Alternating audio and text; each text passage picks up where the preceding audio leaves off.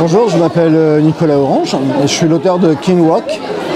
King Rock, c'est un petit jeu pour faire un carré.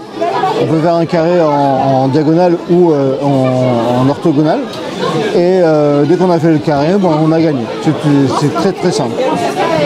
À chaque fois qu'on va jouer à King Rock, on va entamer la partie avec une disposition comme ceci. Vous avez une pièce de chaque joueur. C'est un jeu pour 2 joueurs. Une pièce de chaque joueur et sur le côté vous avez une sorte de totem qui va être déplacé à chaque tour. Donc à chaque fois que je vais jouer, je vais introduire une pièce le long d'une autre pièce et je vais déplacer le totem.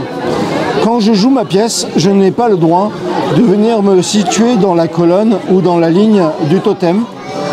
C'est un interdit et donc du coup je dois me situer ailleurs. Une fois que j'ai joué ma pièce, je vais déplacer le totem sur sa ligne ou sur sa colonne. Donc là je peux le déplacer ici sur sa colonne et sinon sur sa ligne je peux le déplacer ici pour qu'il recouvre une pièce adverse, ici pour qu'il recouvre une de mes pièces ou ici en bout de colonne,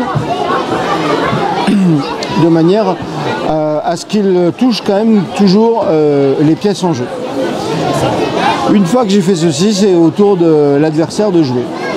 L'adversaire va jouer, il va essayer de créer un carré aussi avec ses pièces. Pour cela, il va faire comme moi, il ne peut pas mettre dans la ligne ou dans la colonne du King Rock, donc il va décider par exemple de jouer ici.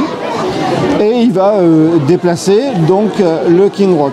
Le King Rock ne peut pas se situer dans sa colonne puisqu'il serait décroché du bloc. Donc il va retourner sur l'une de ses cases. Admettons qu'il veuille recouvrir une de ses pièces. Et du coup, le joueur violet va devoir jouer. Il ne peut pas jouer ici puisqu'il est dans la colonne. On va dire qu'il va essayer de varier un petit peu. On va continuer la partie comme ça jusqu'à ce qu'il y ait une figure qui apparaisse. Et donc le but du jeu, c'est d'arriver à avoir une figure comme ceci qui fait apparaître un carré, les angles d'un carré pour être plus précis. On peut avoir un carré comme ça orthogonal. Mais on pourrait très bien aussi dire qu'on va faire un carré en diagonale.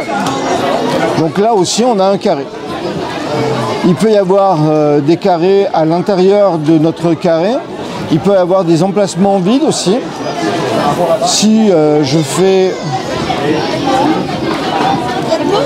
une disposition comme ceci, vous voyez, j'ai un emplacement vide et on a bien les angles d'un carré comme cela.